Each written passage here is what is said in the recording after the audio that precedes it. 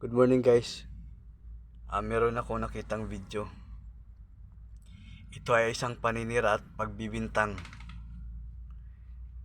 ng kung sino man siya, Poncio Pilato at Juan de la Cruz. No? Na isang pagbibintang na ang Iglesia ni Cristo daw ang dahilan ng pagtaas ng bigas. Iglesia ni Cristo daw ang dahilan ng pagtaas ng presyo ng bigas. Dahil anya, meron siyang nasumpungan na isang budiga doon sa may parting Bulacan, malapit sa Philippine Arena. At nakita niya doon na may imbak na bigas. Ngayon, para sa iyong kalaman,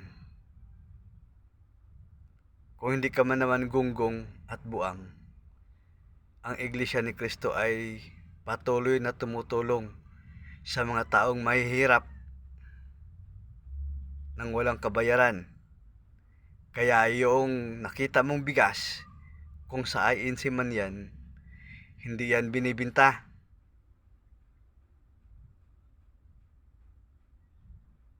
Bago ka magsalita,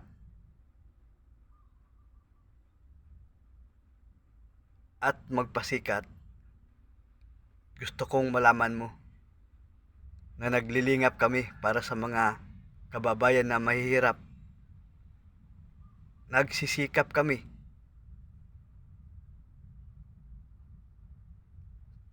para matulungan ang mga kababayan na naghihirap.